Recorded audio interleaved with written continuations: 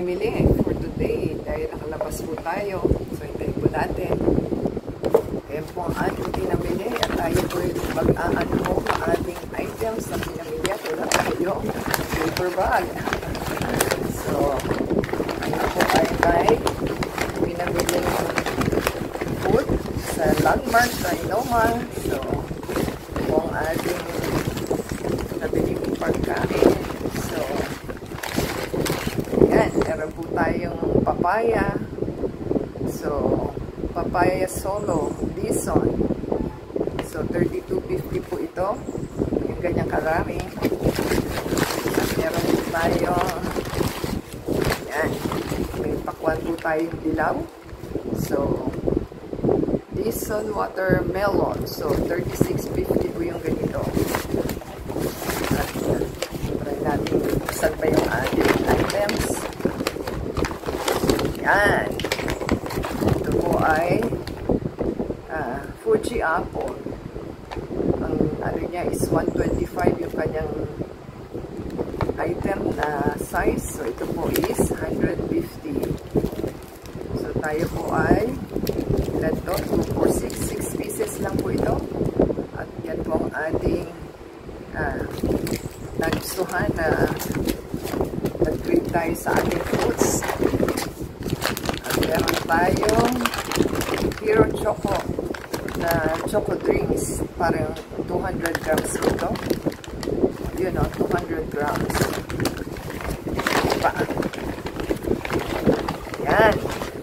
Sa wakas, meron na po tayong milk na favorite ng ating kasama. So, ito po yung walang stock kasi ewan ko bakit walang stock dito. So, tayo po yung bumili.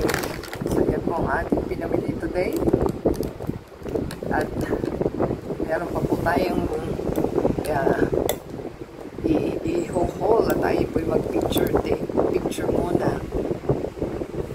So, meron po tayong items na ating i-haul at tayo po hindi pa nasihan sa grocery. Tayo po ay bumili pa sa ating department store ng Landmark Trinoma.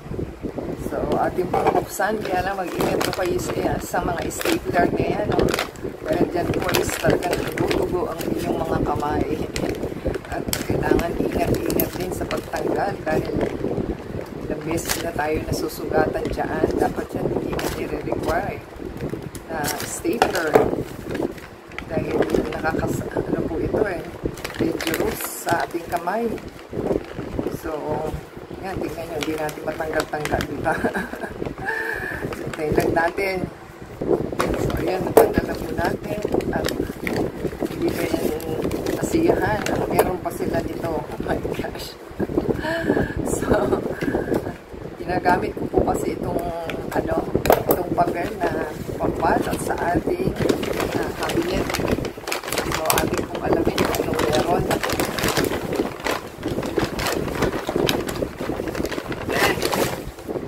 Ating pinamili.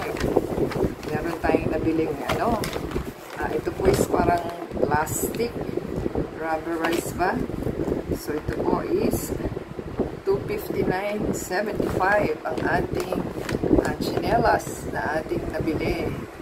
So hindi tayo nasiyahan, tayo po bumili ng underwear. Yan. Ito po is 89.75.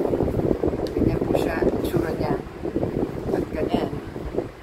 So, ito yung harap, ito yung likod. So, ang size nito is medium to large. So, yan. Ito po is large naman ito, pero 79.75. So, lace po ito. Ganyan yung harap. Ganito po yung likod. So, picture din po pag may time ang ating items. So, maganda po yung kanilang underwear sa Landmark. So, yung pangalawa. Wala po yung isa pa. Parang kulang. Ayan. Ito is size large. Depende po kasi. Large po ito pero parang medium lang siya.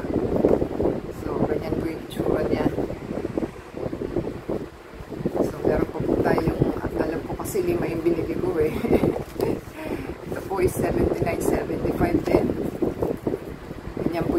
itsura niya, lace.